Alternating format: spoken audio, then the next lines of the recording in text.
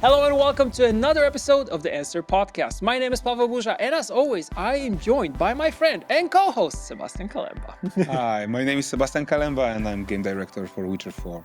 And today we have my favorite topic, as you can see, because I'm wearing the merch, wearing the drip, as they would say, kids these days. We're talking about Platige. That means we're talking about the reveal trailer for The Witcher 4. And who do we have with us today, Sebastian? First of all, I'm super happy that we're having this episode today because, in my opinion, it's kind of perfect closure for what happened last year too. And we're having Tomek Suwalski, who's a director and writer behind the trailer, and also Magdalena Rudnicka, who was the producer on Platige side. So perfect combo.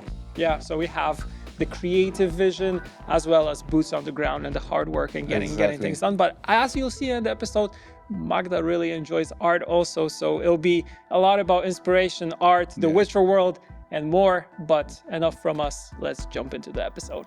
Yeah, let's roll. All right, Tomek, Magdalena, welcome to the podcast. Platige, finally! I'm so excited. Yeah, I can see. Yeah, I'm a big fan. You can't deny that. Yeah, so first of all, I think we'll start with an easy question. Can you guys both introduce yourselves, especially to those that are listening to a podcast on Spotify, for example, so they can hear your voice and kind of associate your voice with the person? All right. First, Magda, go first. Okay, so my name is Magdalena Rudnicka, and I'm a producer at Platige Image. I've been working there for 4 years now. I think I have 4th anniversary this year. Congrats. Like in March or something. So it's been a while, and yeah, I had a pleasure to produce this amazing trailer, The Witcher 4, and it was a fantastic journey, and I'm really happy to be here today. We'll dive deep into that for sure. Yeah, and my name is Tomek Suwalski. I'm a director of the trailer. I'm also from Platige. I've been with the studio for past 12 years. Wow. Wow.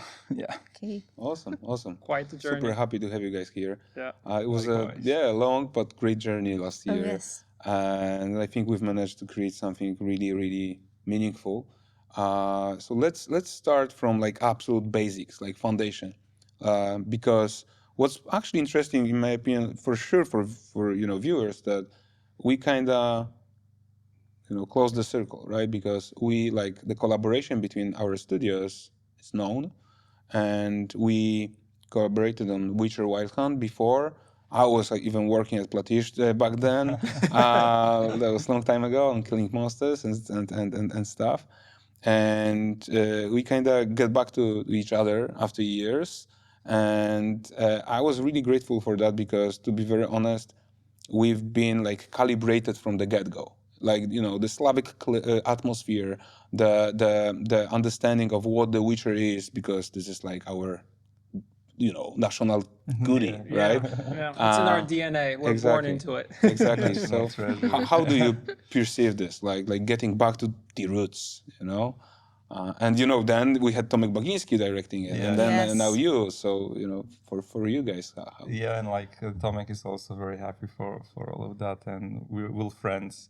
So you guys as well, and just to say, like there's multiple like also ex-Platigians on the CDPR side as well, which was just like almost like working within the same group of people. So I think I was like super exciting, and for the studio as well, and for the new people who a lot of them were like drawn to the animation, to the filmmaking world because of The Witcher and because of the even past trailers that Platige did, and for sure Killing Monster was a milestone for like even for the whole industry. Till this day, it reappears as a reference in many briefs. So, and for me personally, it was also a little bit scary to and challenging to carry this heritage. But yeah, like I had the blessing from Bagiński, so it was all good. And I think like the studio and the people working on that were like super excited. And as you said, like Witcher is a national treasure. And we we had the premiere at the same month when the new book came out, which was also like very remarkable. So it was definitely a year, revolving around Witcher. So. Yeah, absolutely. Yes, I still remember the day when I got the news that we were going to do this trailer, and it was amazing. I think from my perspective, I've been waiting for it since I got to Platige.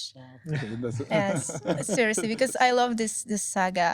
I love this franchise, and it was so overwhelming that we are going to do this. That because of all the fans, all the people that were waiting for this one. So I was really excited, and I knew that this is going to be an adventure. Oh yeah. For us, it was a big thing also because like you're revealing Witcher 4 for the very first time, and you're getting it out to millions of people around the world. So it's like, for us even, we can openly say that we're working on The Witcher 4, not Project Polaris or anything like that. So it's really cool that we have this, this milestone for us, which is important because we look into, and Seba probably knows best, like if we look at Witcher 3, it's one of the games that defined the RPG genre for years to come. And now we're talking about the game that will follow in that footsteps. So it's big shoes to fill, of course, but it's also something for us that is like, wow, we get to finally talk about it. Like we've been, working on it for some time already. And, everybody in the studio was excited. And when everybody in the studio also saw the trailer, they were like, oh my God, mind blown. This is Witcher. This is it. We're finally showing it. We're super excited. And yeah, it's been a wild ride. Yeah. Yeah, absolutely. Like, and I'm so grateful because for this, as you mentioned, the passion was from the get-go, like between all of us. But how quickly we captured the tone of this universe was really very important to actually make it happen even, right? Because as you all said, like it's difficult to step on that path and kind of follow and just to not derail on the way and to make it coherent, but also better, right? Because 10 years ago, even from the technological point of view, just the fact that we've made it on Unreal Engine 5 was a huge milestone, right? And huge challenge at the same time. And yeah, I'm super glad. Okay, let's jump into the trailer. But before we go into the depth, I would like to actually talk a little bit about your inspirations, references, like your preparation. What did you do? How did you think about this challenge from the very beginning?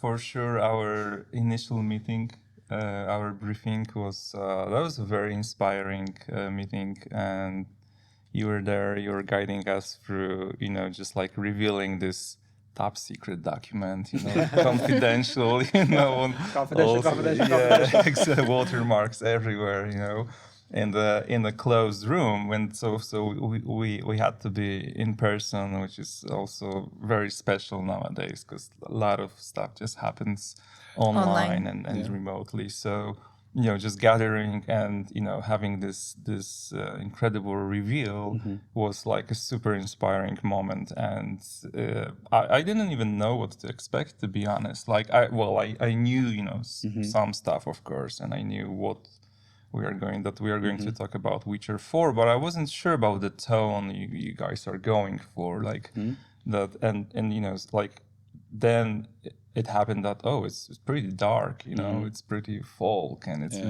I mean I love those kind of vibes, and I like started like immediately thinking about that. So to be honest, I left the meeting with an idea for a script already because it was so so thoroughly inspiring, and also the inspirations that you guys put, like the movies that you want to like pay homage to, in a sense, like stuff from A24 that we all love, like the Witch and Lighthouse and movies like that, which I absolutely adore. But they are dark movies, they are horror movies, and I was like, wow, this is like, I really resonate with those kind of vibes. So I was super excited and happy that it's dark, in a sense. Yeah. So. I'm glad that you said that, because these references also are great because even when you study Eggers, right, or this kind of directors, like when it comes to inspiration, the way actually they approach anything is like absolute, like super deep research. Like you can tell that there's no room for a surprise, no room for like losing a control over the image, over the story, over the simple line. No room for mistakes. Yeah, exactly. Happy accidents. Yeah, happy accidents are actually really cool. And I love them. But you frame. So the happy accident actually has already framing, and very often it actually helps. But yeah. And I remember that when you got back with your initial idea, there were like core words, like in your like let's call it treatment, exactly, that were like that were like perfect regarding the how to approach the cinematic. So yeah, I can tell.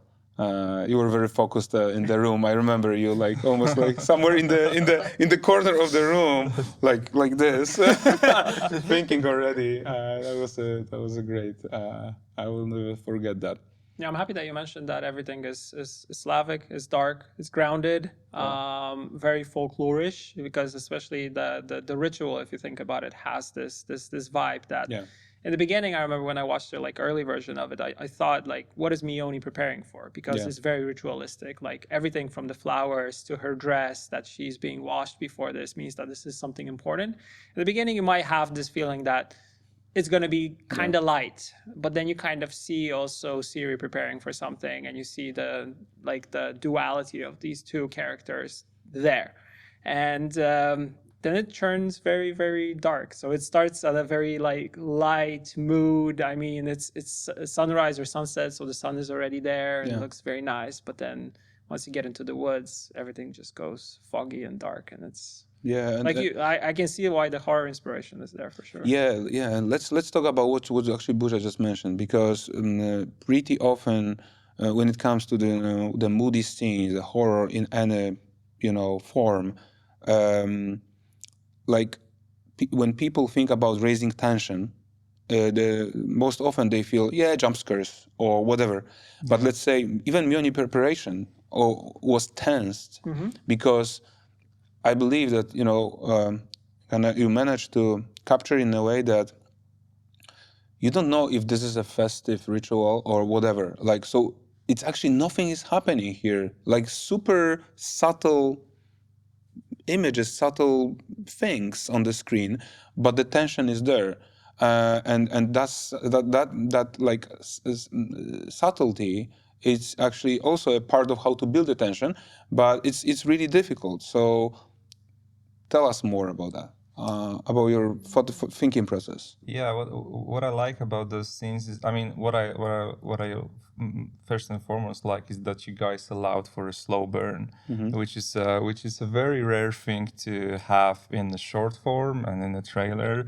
Like, usually through like multiple decisions, those trailers tend to be like very action packed, like very from the get-go, just like bam bam bam, tries to get your attention.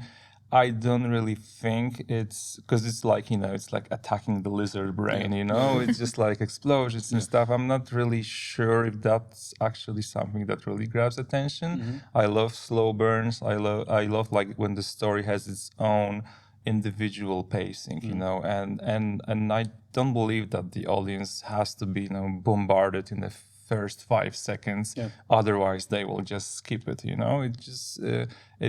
I think we've gone through that period a lot, when we just when we get like so saturated by different content that like grabbing people's attention was very difficult. But now I kind of feel like also the audiences, they kind of want to go back to the roots in a sense, like they want something more mature, more more like explicit and like something that can really be meaningful for them on a deep level. And you can't do this with just bombarding with action. So the first I mean, even before Mayoni exits the hut, I think it's 1 minute mark. So it's it's a very unusual thing, and it's the moment when you see the CDPR credits. So and we had even though it's a slow burn, we also had very little screen time to just say what's happening, because if you don't know what's happening, it may look festive, but as you said,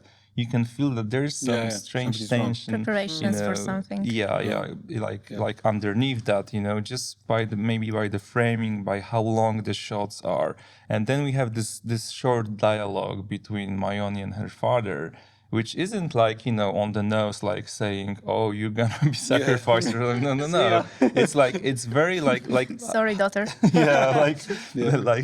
Just it's not informative in a sense. Like it doesn't. It's not trying to explain the audience what they're about to see, but it's hinting on a subconscious or intertextual level, which is how they would. Which is how they would be actually talking to each other, because they are in the situation, they know what's going on. So he's just I'm sorry, daughter, I had no choice, right? And then if you were thinking it's a festive, like now you're almost sure it's not, And then you had this, I hope it comes through, acting of Mayoni, which is she's trying to catch some breath, and she has some trouble just speaking words, and she tells this something very opposite, oh, I shall be the bringer of salvation, which gets to even higher level, oh, it's not only she's going to get sacrificed, she was raised and born into that. She knows, duty, right? That's her duty. It's something, and it's just 2 lines of dialogue, and we had to capture that. So that was really important. And then, as you said, going to the woods, and even the first shot with the the rolling camera on the branches. I think this really sets the tone, oh, these things are going to weird. It's going to get crazy. Magical. Absolutely. Magical and very dark, especially that there's. I also like what's kind of happened in the later edits is we added the sound of the trees moving and kind of crackling, like sometimes your bones go so that is as this little eerie bells, thing to it, and the bells. Oh my god! Generally, I love the fact that in all scenes, I think we have intimacy. In all of them, even with the fight scene, you can feel this intimacy between Bauk and Ciri, who's gonna win, who's gonna survive this one. So this is really surprising for a trailer too. The camera's very close to the action. Yes. Absolutely. I completely agree with you call it a slow burner, right?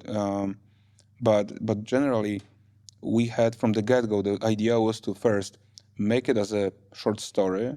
Short story needs acts. Also, I know it's difficult to make acts in 6 minutes, but skipping the setup, meaning first 2 minutes, actually this is it's just a setup. Yeah. It's just setting the stage. You kind of plant the seed into viewers' brain, and and then they have at least time to think about what's going on, and the whole idea. And let's talk about also the whole idea. One of the core themes of it was actually a nightmare. Was your inner demons. So it also works in parallel. So what the cinematic is about, we needed a setup also to plant a seed, a demon, in everyone, to be able to think about what's going on screen and kind of perceive, and what's going to happen. So this fear, right? The fear, the fear was not only on screen. The fear should be overwhelming. This theme is something very important. Let's jump into Ciri, and I'd like to actually think first of all, what's your impression about choosing Ciri from your perspective to and then what was the process for her, minute by minute, kind of going and confronting the fear. So from the production perspective, because I believe that it wasn't easy. There was a fear to manage. Yeah, of course. But for me, choosing Ciri is a very natural way. And I'm really happy that you decided to do it, because I'm excited to play as this character in the future. And Ciri is a very well-known character, a very strong one, a very strong female. But it's not about this one. It's not about being female. It's about being a very strong character with very complicated past. Yeah. And I'm excited to see Ciri as a witcher, and how is she gonna do in this world as a witcheress. Awesome. So yeah, can't wait. Yeah, I mean, same here. I wasn't even questioning that. I mean, I know there's a lot of discussion after the release, but like, well, that was obvious for me.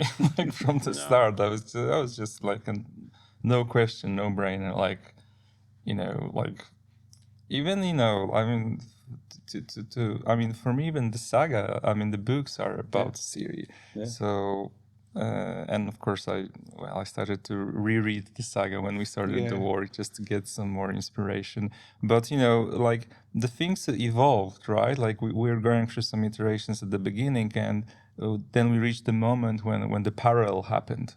Yeah. It wasn't from the start. That's right? The Mayoni and Ciri. So it's I think, like, well, as you said, it's a short story, and it needs acts, and it also needs a character arc for a sense. So even though it's 6 minutes, and it's, you know, it's a difficult, you know, even for short stories and like for short filmmaking, like making those coherent, you know, short pieces is quite difficult, but it's also very rewarding and needed. But for me, the perspective is always like, even if you don't know anything about it, you don't know that it's a game trailer, you don't know Witcher, you are not even, you don't know even fantasy words at all. You are supposed to understand it from the first minute to the last, and and you have to understand the story. And our task is also to give you enough information in a nuanced and subtle way, so you can understand all of that, right? So the moment we found this the parallel between Ciri and Mayoni was like great. Like, so we started to build, you know, shots and actions. Like, you know, the beginning is obvious, you know, the rituals that are like you know, intercut together. But then if you know, I was always like thinking, okay, so Mayoni is like very young, and like she's getting sacrificed, and her life was like that, and like it somehow reflects Ciri life in a sense, you know, her past, but like she's like way much further than that. But like they resonate together at the very first moment. So they meet each other. It's like younger sister for her, or like her younger self to an extent, right? That's why you can find couple of like, you know, you can find those visual parallels, you know, like when we have, you know, Mayoni opening the eyes and walking out of the hut, you know, we have Ciri opening the eyes after drinking the potion. So that was like building on those very nuanced and subtle things that I think, you know, audience just gets, you know, immediately. And like building Ciri that, you know, she's okay, like she goes after the monster, but you can tell that, you know, she's a little bit afraid as well, right? Like she's, you know, the moment they hear the roar, and like, you know, like Mayoni freaks out completely. Yes. But like Ciri is there, but like you can feel that, you know, it's not going to get easy, you know. And especially the first part of the fight, when he confuses her, you know, gets her around, you know, and like this potion like saves her. But like then, you know, it goes to an extent. So yeah, I think like, you know, just building her journey through that was like super exciting, and having those two characters just relate to each other. Yeah, it's perfect, because the word that combines them is destiny. They're destined for something, and Ciri always has been the child of destiny. She was either supposed to become an empress, she was either supposed to become a witcher, or she could become anything else, right? But someone always wanted something from her, and it was kind of like pulling her in different directions. And what I love about this is the fact that, you know, with her we get to talk about, you know, her choosing her own path, which is super important for us. And when we talk about Geralt, for example, well, his path was laid before him a long time ago when he became a Witcher for the first time.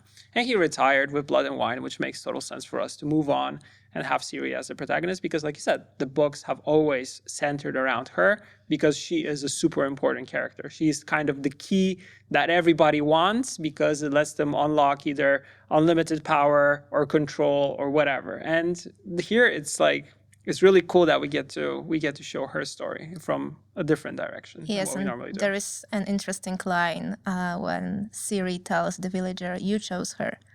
It's not the destiny; it's the people who make choices. So it's all about destiny, but also the future that you can provide for yourself or for others. And yes, Ciri is fighting for that girl. Yeah. Yeah, like she was also a subject of people trying to choose for her for multiple reasons. Like, so even like in the books, I would even say like, like Geralt is a protagonist in a sense, and like Ciri is a hero, right? Yes. So like the story centers around her, but like Geralt is the moving part, he gets the plot going, but the hero is, it's centered around her. So that's very cool to have her now. Yeah, she's been through a lot. Like she's been through a lot. I mean, the emotional damage for sure that happened throughout her life. The whole story with the rats, and also then what happened with Bonhart, which left a scar on her.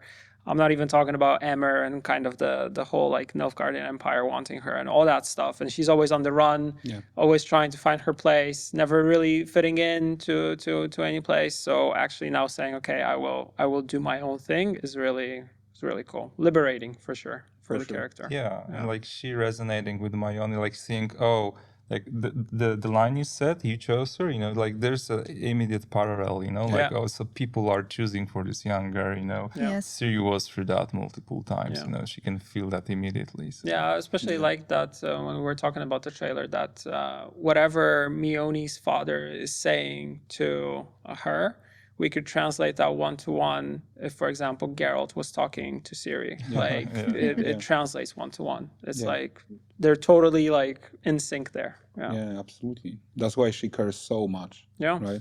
That's why. So she's emotionally invested, and I think emotionality that she has is a very important thing because she is very reactive to the things that happen. You can also see it in the fight sequence, which I think is super badass, and there's a lot of like cool things happening in it. I especially love, for example, when we see the perspective of the sword, where she's pulling it out of the ground. And also when we see that, the battle shifts, the tides kind of shift. In the beginning, you feel like, oh, the Bauk is kind of winning. He's like, he's piercing her, he's attacking her. She's kind of trying to find her footing. She drinks the potion, bam, she gets in focus and starts, and you see that the tide of battle is kind of moving in her favor. The music drops in, you're like, oh man, you get goosebumps, like, let's go. Yeah. And I love that. And I love, she showcases the strength of her personality already in the village, as you said, like you chose her. Plus, you can tell that, all of the villagers are like against her. Yes. Already. And this is what I also like, because you can tell that they are also driven by the fear. And there's only one guy, already there's a setup, the dagger on belt, right? I love him. Yeah. I love when we first see him, he's like, Witcher? Yeah. Whose corn did you take? Yeah. and poor Jivan, he like instantly, you can tell he blaming him. And that's really sad too. So, it's like a culture of fear already in this village. Superstition. Yeah. That was like when we started to talk, and like this theme of this society being led by fear and like living by the superstition. And like what's really also tragic about the story, right? So when we have the end, it's like, it's not the monster that killed her, it's the people, right? Exactly. Because they couldn't just get rid of their beliefs, like their faith, their superstition, which was completely wrong, It was just like holding on to something that's just not true, just imagining that there are gods living in the woods, and what you have to do is to sacrifice one of your own.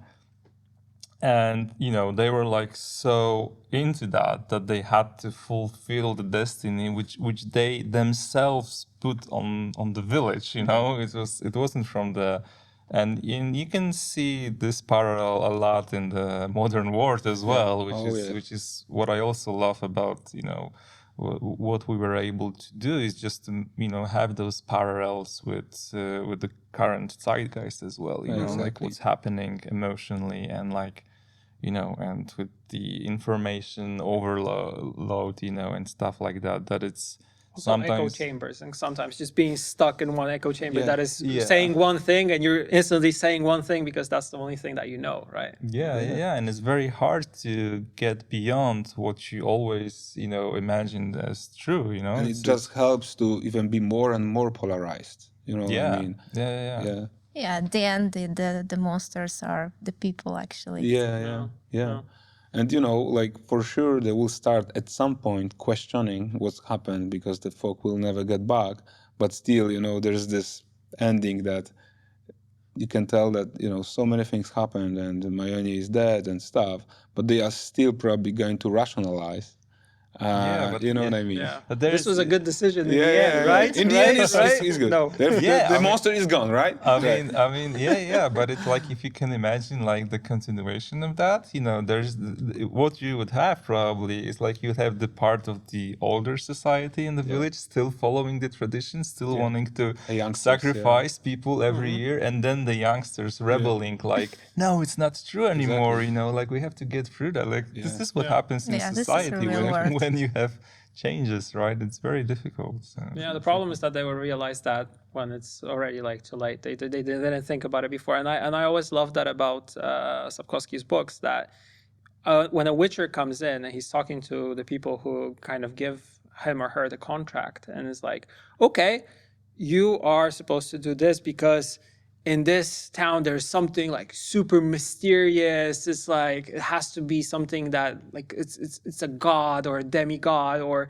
there's something big, and then in the end you learn that it's just some monster that, and witchers have that knowledge that these monsters work in that way, or in order to kill it you need to do this and this and that. But the common folk, they don't really understand it because it's like it's supernatural for them.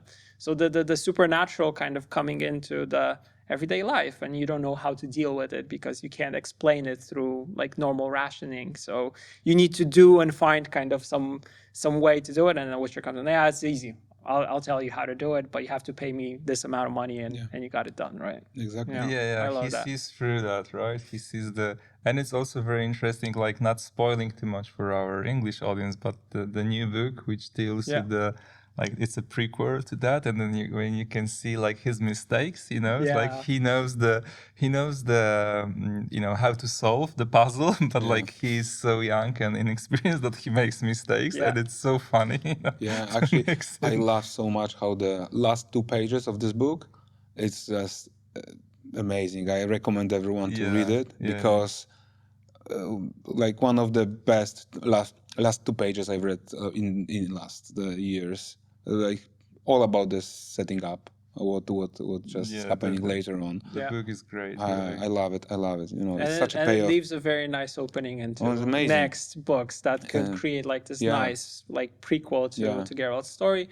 And also, like you said, the kind of showcase him where he's kind of learning the trade. And also what I like, it fills a lot of lore, like missing lore pieces that we did not know about that kind of, are explained there. So I really love that. But yeah, hopefully it gets translated into more languages this year, because right now it's only in Polish. But it's kind of for us. I hope you will enjoy it. Now. I hope you will enjoy it because it's really good. It's really good. Yeah, I've been taking notes. It's usually the other way around. We have to wait for the Polish translation of something, or either read it in original. But I do believe not many people read in Polish outside of Poland. That's true. That's true. That's true. Yeah. But some people actually, I know a guy who started learning Polish just to be able to read a couple of pages of this book. Right. Yeah. I heard about like people learning to read Lem as well. Oh yeah. Yeah. But let's be honest. I mean, maybe not the new book, but like the old Sapkowski books and the Lem books, this is not the easiest Polish read. Yeah. Let's be honest. Even that's true. it's just a lot of words that you are not familiar with, even for us, right? It's just One Very of these archaic. books, yeah, exactly. Yes. One of these books, one of the content, like that, you every single time you reread them, you find something else. Yeah. And actually, you kind of grow up with them, meaning like you are like more mature. You are able to find new things, or it's a different interpretation. Like that's amazing. Yeah, I'm happy you mentioned Lem here because when I tried to read them when I was younger, I was like, Yeah. It's For the first time, I closed the book. Yeah, same. For later. yeah. But then when you once you get older, and the older you get, the more times you reread it. The same with Sapkowski. You're like, oh, I get more stuff from this. I Yeah. understand more now. Absolutely. Yeah. They're very dense, very Yeah. dense. Very. Let's talk about the Bauk, because I feel like we naturally moved into talking about the fight sequence. We kind of touched a little bit about the ending. We talked about the beginning, but this was also when it comes to the how to capture the Bauk in a way that the creature looks like it's real. I think this was the coolest thing. Yeah. And I'm touching on this because I know the process of motion capture for this Yes. that you had to go through. So let's talk about how the Bauk became the Bauk, because it's a really cool story. Actually, capturing the Bauk was one of the biggest challenges during our mock-up session and preparations for this one. And I remember that we were thinking, okay, Bauk is enormously big. How are we going to do it? We really wanted to have markers on him and have him on our TVs in real time during the motion capture session. So we used some metal pipes, I remember, as his arms and as his legs. And of course, Maciej Kwiatkowski was our stunts leader, and he was wearing even some prosthetic legs, borrowed from you guys, actually. And we managed to do it. I think for lots of scenes, it was like 4 or 5 people at the same moment capturing Bauk. They were his legs, his arms, and it was really difficult. But I think at the end, it was a really big help for our animators that we actually did it. And we had a Bauk's head printed out. 3D printed. 3D the printed, whole yes. thing. There are pictures of you having that head instead of your head. Drinking coffee, Here. You should have it. Yeah. here. We should have it. Yeah, Bauk exactly. should be the fourth person here. Our like in the trophy, room. right? Exactly. Yeah, I remember that it wasn't planned. Our colleague from Platige, who's really into 3D printing, he was like, oh, guys, I got something for you. And he was with this big, it's huge, real it's like- yes, it's big. One to one. Yes, like- it's one to one. Yeah, It's one to one. Amazing. Yes. Yeah, if some of the behind the scenes material is going to get released, you'll be able to see, like, for example, what we call the alien shot, Yes. right? With the Bauk's head Big help for the revealing for actress. the first time. There's actually the head is there's on the it's stick. actually it's on the stick with the stuntman, The only scene that we actually used it. Well, Something but like this, but it was a big help for actress, and it looks cool. So Yeah, and just having a real rig for Bauk and like being able to see him in real time, and having the proportions of the piercing arms and like where the head is, where you should look at. Like we spent a lot of days crafting this choreography, and my idea was always like, what I don't sometimes like in the choreography is like the feeling of there's too much like dance to it, and like you can kind of feel that it's too well designed to a sense. So for me, like having a real point of reference and like the real attacks, even though they may be not perfect, maybe they can be slower, because it was hard to even operate that, because you like have one person as a body, then you have another person as an arm. But having this for the sword fight and being able to capture this, and for our stunt performer that was doing Ciri moves, I was like, you can really get the feedback. There's a real fight happening. Yeah. And then when we went to animation, that was the base for us just to move forward from this. And then just using the Bauk's movement library and like making it heavier, denser, and just working on the details instead of just either swinging your sword, in the pure air. air, Yes, in the air. or Hit just, something. just having points that you have to hit, because then it doesn't really feel like there's danger, like he's really trying to kill her. That was like my idea that those piercing arms are huge. Like the moment you said when the sword gets stuck, there's just like she propels herself in the air and like he just scratches her, but otherwise he would just run through her head. Yeah. There's just no. And you can tell because even if you're on a stunt, right, you don't want to be hit by a metal stick that is coming.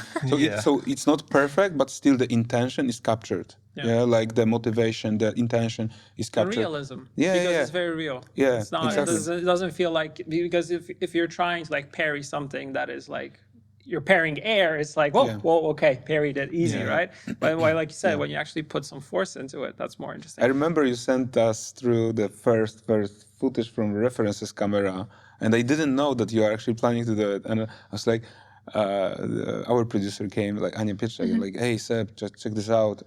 There's some progress on choreography, and I'm like, okay, yeah. And like I've seen a few choreographies in my life, so I'm like, yeah. Or like I was calm, like. And then you got my attention. Like I was like, what?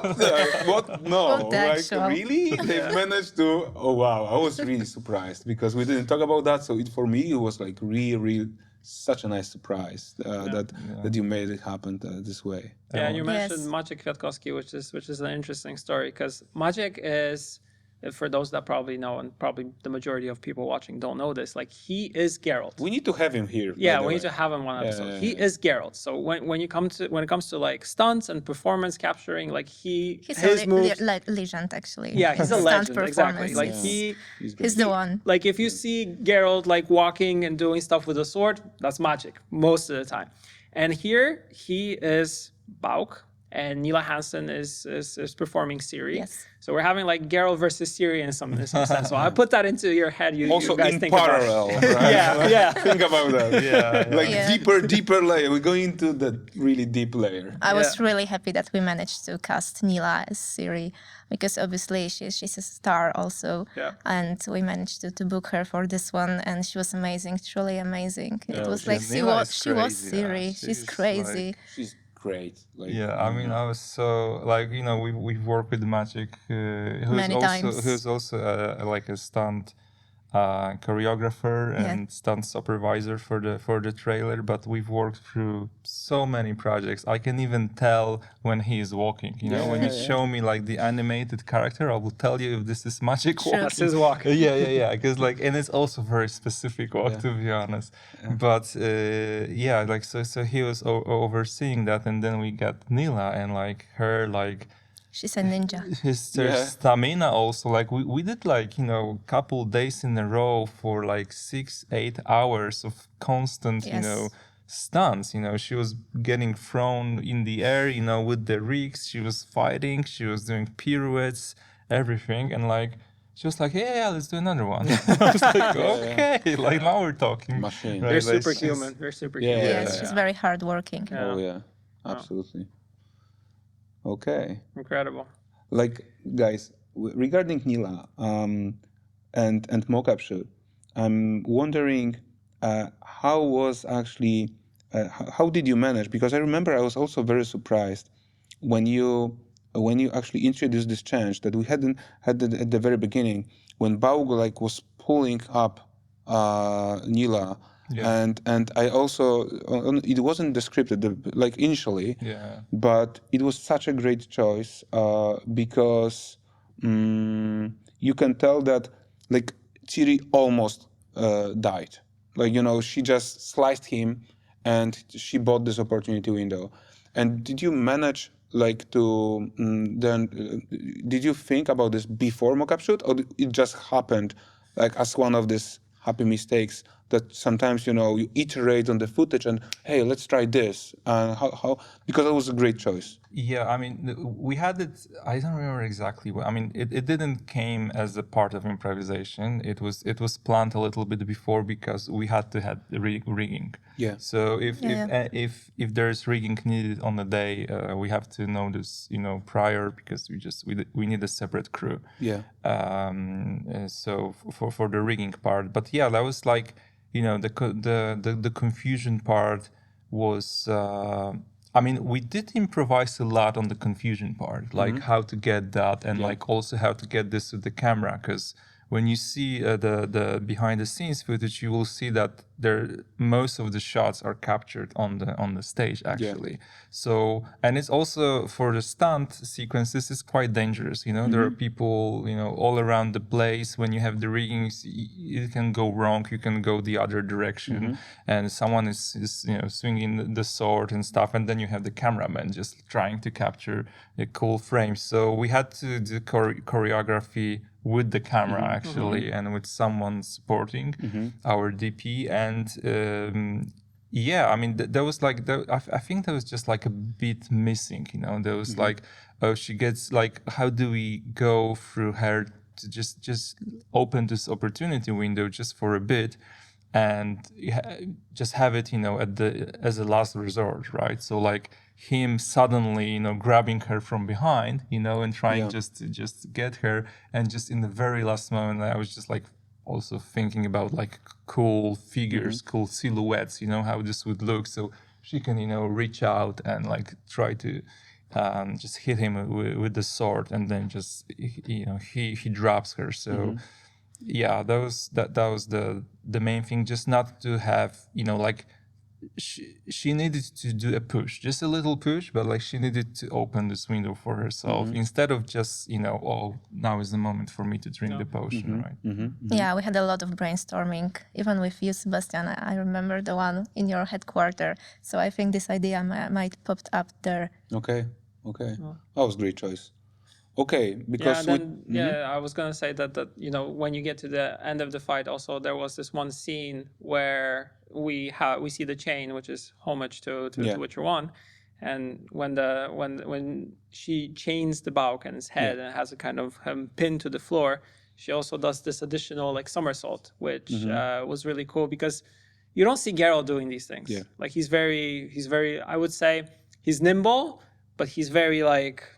He's like, he feels like a block almost in some sense, and she's just like, she's like liquid almost compared to it. Yeah. So this was really cool. And just a funny story, like mentioning Maciek. So when we, because as you said, like when she takes the opportunity to attack after the potion, you know, and when you see it like from the like filmmaking perspective, it's a oneer, so it's a one shot. Yeah. When she goes in and fights him up until, you know, he grabs her sword, to a sense. Yeah. So it's always very hard to do that, and you know, with the whole choreography. And I was so Maciek was always asking me like, hey, can you show me progress? Can you show me progress?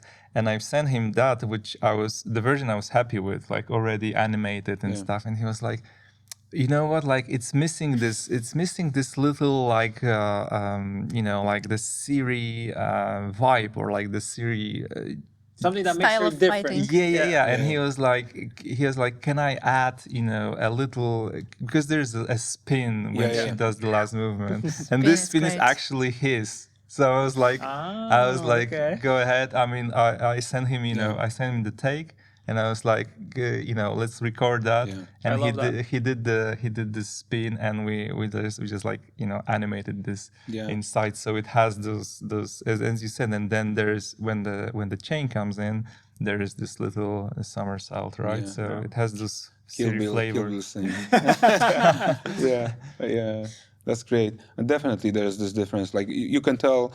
And funny thing is that I've seen comments that that people notice it. Like oh yeah, like she moves like she was raised by wolves in Kaer Morhen, but at the same time she's way more agile. Yeah. Which is like that comes from her personality, from her, you know, posture and stuff. And so you can tell that there is difference too. She's more agile in general, right? Like you said, liquid. You also need to think about it because like her body type, let's say, is much different than what you expect in terms of like, like I said, he's more blocky. She's very nimble and she's smaller, exactly, which lets her kind of use that to her advantage. So she's more agile. Yeah. Exactly. All right. CD PROJEKT RED, Platige, but there was also a third partner, right? Epic. First cinematic on Unreal Engine 5. How was it for you, from the production point of view? Challenging. Of course, challenging. I mean, in Platige, we had experience with Unreal Engine, obviously, but it was the first production of that scale that we did, to be honest. And a lot of changes in pipeline, in our work style, in our workflow. And we had to adjust to those new possibilities of Unreal Engine.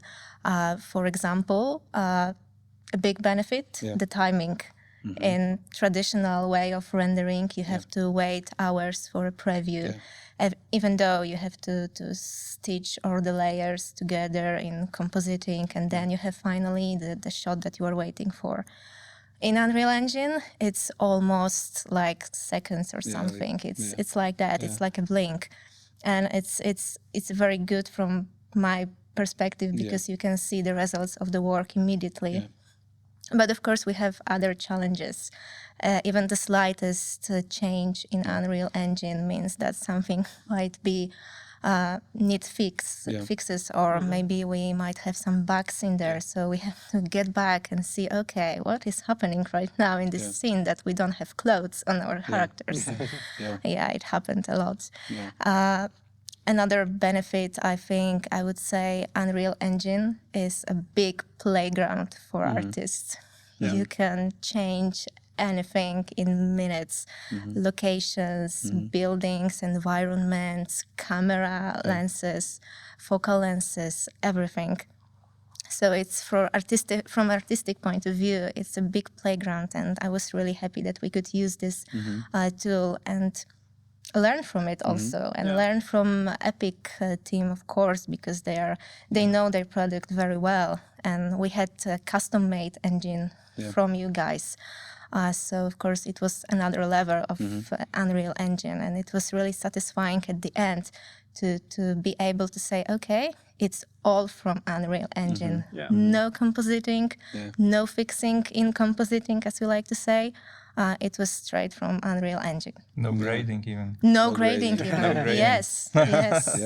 What I really loved is that you had the possibility to really like go into Stromford and see it for yourself, and actually choose the places in which you want the action of the trailer to happen, which was really cool because when I was talking with you guys, it's like, oh, if we needed more space, we could just take this tree and just move it, and then we could make more space here, and then. Of course, right now it sounds like a very easy thing. It's not. It's complicated. Especially when you are in the middle of the production, and you shouldn't change such big things. But yes, we actually had scouting sessions before starting the productions. We were like going virtual scouting. Scouting. Looking for good places to do the shots, and it's also amazing, right? It's amazing. It's a sandbox, crazy, but it also I think it's also double-edged sword. When you go on location in real life, you cannot move the trees around. There are limitations. Exactly. But fun fact is like, but here you can change absolutely everything, to the last moment, and like I think what's crazy for the artists is like they are used to work in the, if you are doing environments, you just do environments, and then, then the lighter gets that, and only then you start to see the light, and maybe you do environments, you don't even see animation because there's no characters in. But with Unreal, we can give the artist the shot, so we capture the real camera, we capture the real actors, we bring that in, and we say, hey, this is the shot you're working on. So he can watch it from the shot camera, but then he can exit the shot camera and just watch it from any perspective he wants. And like change stuff, just on one screen you have the final shot with the final camera, and then you are tweaking stuff and seeing what's changing, and you can have the final light in there, or like at least the version of current light. You can have the current animation, and you are not just limited to your own pipeline step. You can just you are much closer to what is actually going to be looking at, which is very important because like in those traditional like offline pipelines, sometimes there's a lot of work that's not needed and a lot of work that is missing because like someone was just looking the other direction, and here you have it. And you can't get back in traditional way of rendering because something is already done and it might cause a lot of trouble to get back, for example, to camera focals or something. Yeah, and I actually love the abstraction that I just found out. Like imagine, we cannot say more, but Stromford, the village up north on the map.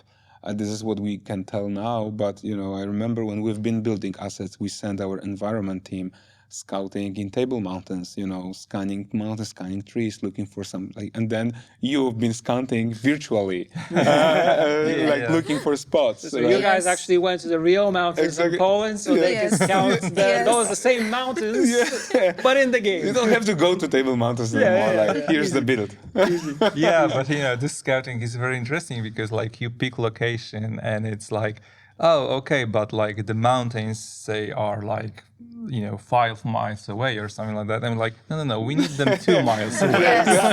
Let's bring them back. Exactly. Let's have them closer. Let's play a creator. It's exactly like that. And funny thing, we also did a shoot in the forest, capturing references for the skin, for the clothes, and also for cameras, for cameras and for camera lenses. And I was on that day, and I was like, if we were about to shoot it here, you cannot change anything. We have to. There are limitations. Deal of with what the environment it's has like created. the Bauk saying, it you cannot can be change. changed. Yes. Also, lighting conditions were very, very like fitting the whole environment, which we also capture with you guys, right? So perfect, like super coherent with the location. Yeah, but for sure, like you mentioned also for production, that you were able to create these things very quickly. Yeah. It was very good for the feedbacking sessions that you had between our two companies where we're kind of going back and forth. Yeah. And also using Previs was very good. Also, what I really loved in the early versions is for people that might not know the process is you actually get a version where you see the trailer, but you also see the performance capture of the actors who have like a camera rig on them, showing their face and showing the emotions, and how it then translates into the characters that you see on screen. So all these things really show you the let's say the bells and whistles of the whole thing, and kind of a look under the hood how the machinery, how the cogs are kind of moving. So this was really cool. And there were a lot of like feedback sessions between us and you guys where we were like, change this and can we move this? What about this? And but it was dynamic. Like there was a new version coming very, very quickly for feedback, going back to you, coming back to us, and it was a really cool collaboration. To actually see the process was really cool. Yeah, what I actually love the most about this choice, because as also you said, it was challenging not only for you, also for us picking Unreal. But honestly, in the end, it was the choice. But I think it's a very interesting time because like we've been doing trailers for years, and you guys been doing games for years, and now the world history, like the entertainment history, comes to a place where like Unreal starts to be like this unified tool, which we never had, because like in game development there's mostly custom engines, and each developer had its own. We had our own tools, more based on like the physical reality and like more like a filmmaking or a VFX tools, which you can then combine with live action shoots and stuff. But now like those worlds, they very come together. So like for the first time in history, like collaborating on a trailer for us is also, we are not doing this from scratch. We're not creating like a new reality. We are, getting your characters, we are getting your environments, and we can just be in the same world. And you need a film studio to make a little movie in your world, and you get us, and we, get in on location, and we actually start to do this. And like, of course, Epic was like invaluable support in that, and like crafting all this. But even when we got like, when the engine was like, updating, there was like also huge quality, boost when you just get from the update. And And it, we start to see more and more of that in the business, basically, when those two words combine and you can use what was already built and just build from on top of that, instead of every time starting from scratch. It's very interesting. Yeah, it was amazing because I think we had constant connection between our teams. I think it was the first time actually in my career when those two companies were working side by side every day calls, everyday feedback. It was very good from my perspective also because I was sure that we are doing something right, that you guys are happy with that and that we are going to the right direction. And of course you had your feedback and you were putting everything you could into this trailer, and we were just executing it in a best way we could. Yeah, and actually, when I look at the past, because I started in gaming and then I transferred in cinematics and film, and then I got back to gaming again. And then when I look at the last 15 years, like the medium and this medium, they were like getting close to each other, and the border was like, every year was thinner and thinner and thinner and thinner. And here, for the very first time, like, I felt that finally we overlapped with each other like perfectly, and I love this. And to be very honest, like ultimately, we make a game, but that helped us to, also establish this painterly look, this quality that we want to achieve with the game. And, that's some like aspirational goal, just to achieve as, coherent game in the end as the cinematics that you create to market the game, right? Because in the end of the day, this is just one product. Yeah. And I remember like we had discussion to do it this way long time ago already, but it wasn't possible. Many reasons behind. And finally, like we made it, and I believe that's the way. So yeah, I mean, and it's beneficial for both sides. So we are developing some kind of a film language and some kind of film look. You guys can benefit from that and put it in the game, and we can benefit from, like we can populate the whole village. There's like over 60 villagers in the village, like creating them from scratch in this short time of production that we have. It's almost impossible. But now we can have, even bigger scenes, and longer forms as well, because we can use those resources. So we had a great foundation from you. And that's awesome. You can, you have a game with the game plot, with the interaction and stuff, but you can have the same world and have a movie in it, and tell a linear story. Yeah. Which is that's what you see in like new TV shows and movies now. You can just have stuff that are made in engine. And it's crazy. Like you don't need to go anywhere. Like you can of course have props in the foreground and stuff like that, but in the background you can pretty much create whatever you want, which is crazy to think about.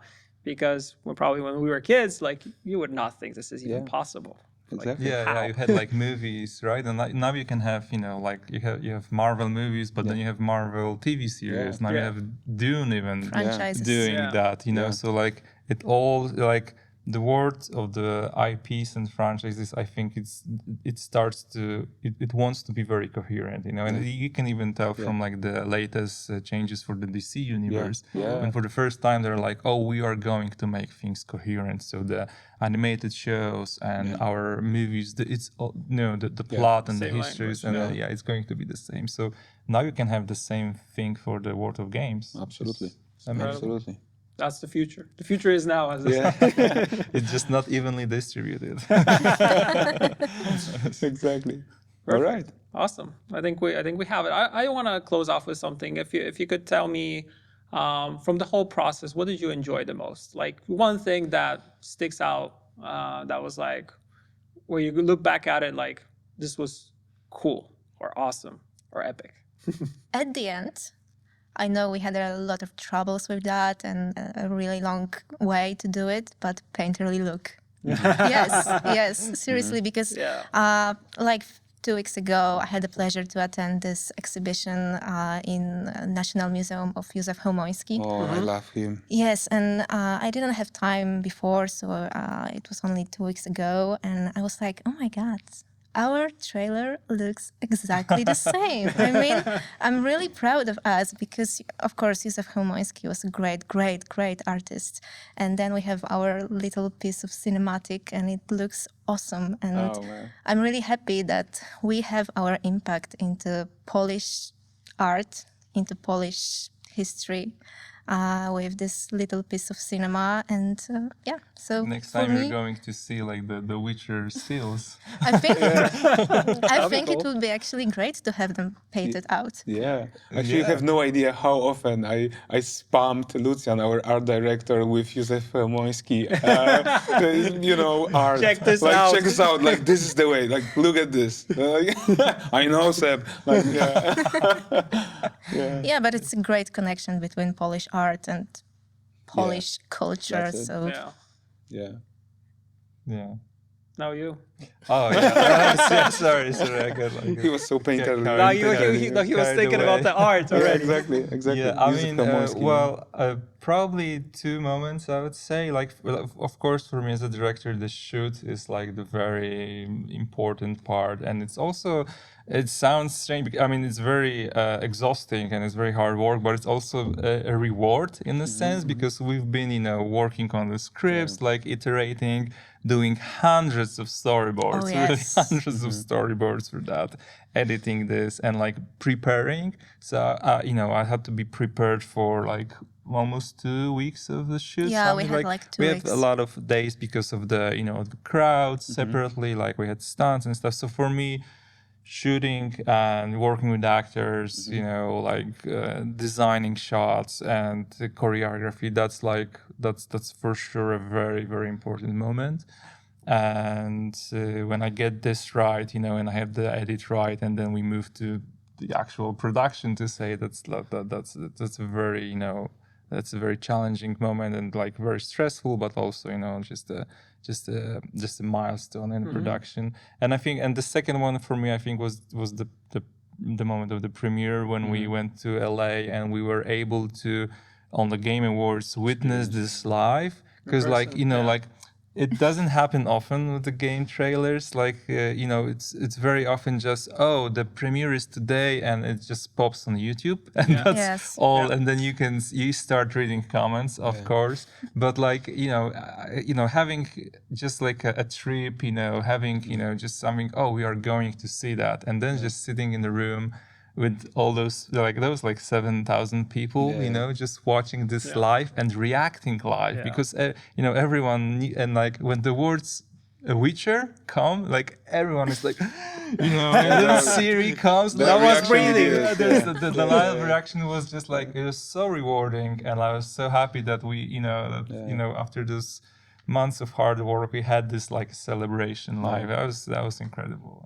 Awesome. Plus, show me a game trailer that is 6 minutes and 5 seconds. That's Yes. actually, like you mentioned in the beginning, like having the slow burn in the beginning, but this was like one of the biggest chunks of material that you can put out to reveal a trailer. Normally they're like, 2 to 3 minutes and that's it. There was 6 minutes of it. So it was The amazing. longest I did before was 4 minutes, and I was like, "Oh, it's so long." But I think even the longer, the better, and I think the audiences are also ready for that, and we can tell from the reception Absolutely. that people just want to watch that, and 90 seconds is What really counts, every single frame counts, right? So you have 6 minutes and 5 seconds, but every single frame there counts. Yeah. So Yes, it's very entertaining exactly the whole time. So this is it can be 8 minutes, but it needs to be meaningful. Yeah. This is all. There needs to be purpose behind it always. Exactly. Yeah. Exactly. Guys, awesome. I think Thank we're you. done. Thank you so much for coming. you. I'm Thank super you. happy that Thank we you managed so much. to gather and talk about that. I feel Thank like you. we could still go on for for sure. hours, but For sure. dissect stuff.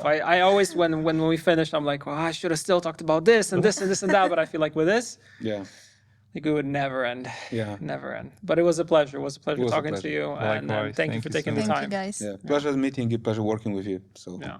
thank you so much. Thank Thank you you. guys. Cheers. All right, everyone. Thank you so much for tuning in today for today's podcast.